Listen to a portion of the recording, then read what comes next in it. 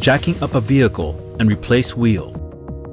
In the event that you need to replace a wheel, it is important to put your safety first when jacking up a vehicle. Make sure that you are jacking your vehicle on a flat, stable surface. Jacking a vehicle on a slope or soft ground is dangerous. Make sure your vehicle doesn't hinder traffic and that the parking brake is fully engaged. To change a wheel, first locate the tools in the storage compartment on the right of the luggage room panel. Remove the cover to take out the jack and tools and turn the hook portion of the band to remove it from the fixing bracket.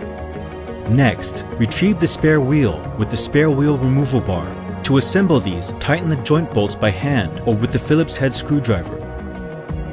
Open the liftgate to take the spare wheel from its storage compartment. Insert the spare wheel removal bar into the hole in the spare wheel carrier and turn the jack handle counterclockwise.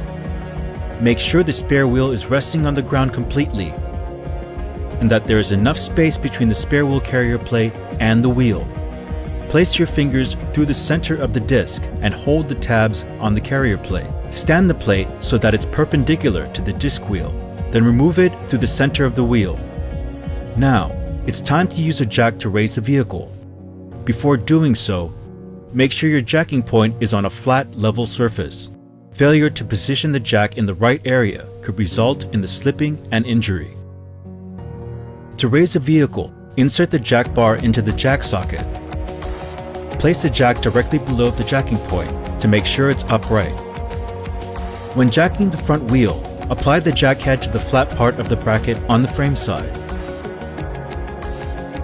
For the rear wheel, set the jack at a point within 90 millimeters or 3.5 inches from the control arm mounting bracket under the axle tube. Align the recess on the jack head to the curved surface of the axle tube center.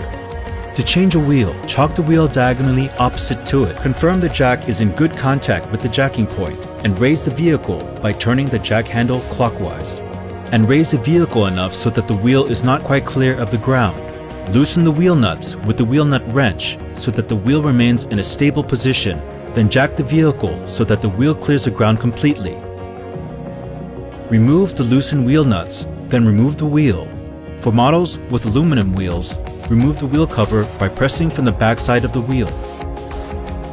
Before installing a wheel, check the disc wheel for deformations or cracks, the hub's disc wheel fitting surface for excessive wear, and the wheel bolts and nuts for thread damage. If any damage is found, check the other parts as well and replace them if found to be defective. If all is seen to be in good form, you can proceed with installation.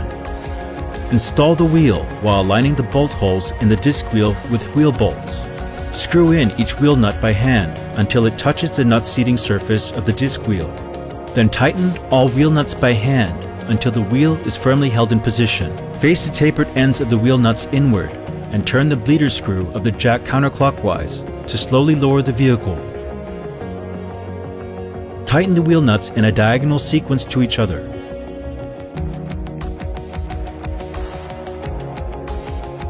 After changing the wheel, turn the steering wheel in both directions to make sure the wheels do not interfere with surrounding components.